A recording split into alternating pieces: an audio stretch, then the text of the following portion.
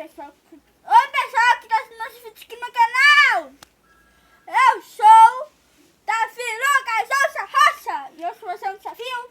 Vou pegar um peito de fósforo e criança, não vale a pena fazer isso, porque numa tentativa eu queimei meu dedo. Queimei meu dedo aqui, ó. Vou botar aqui, então aqui. Costacinha, mostratinho. O macio, o peito de fogo, né? Aqui, gente, e cachorro do resquício. Tchau, tchau, gente!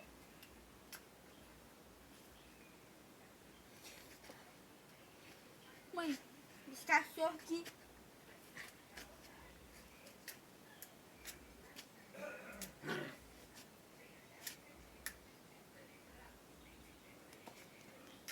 Segura o palito direito. Fih!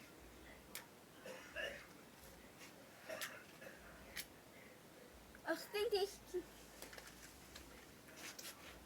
Gente, desculpa! Não deixei.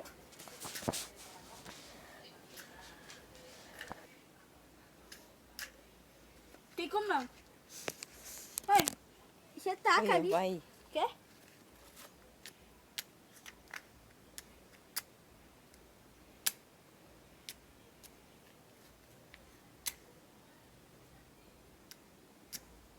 Eu senti o cheiro aqui.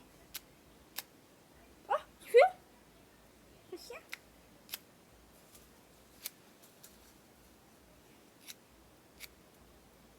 Vai ficar legal por isso, não sabe Quê? acender. Mãe, já sente? Me puxou. Tá legal não. Mano, peraí. Tá com um bicho. Vai. Tá com... Mais 1000 peitos de fósforo com uma rede.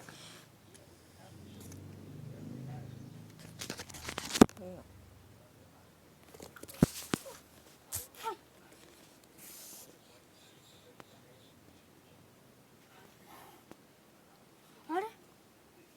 Comenta. Gente, meu Deus. Berra tudo. Vai, gente. Fogueira, assistência, João. Costacinha, mostratinho. Não faça isso. Não faça isso. Gente, isso foi incrível, mas não faça isso. Porque eu até queimei meu dedo aqui.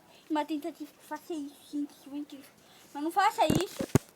Eu queimei meu dedo que tá agora, gente. Até porque não foi, mãe? Queimei meu dedo, não foi?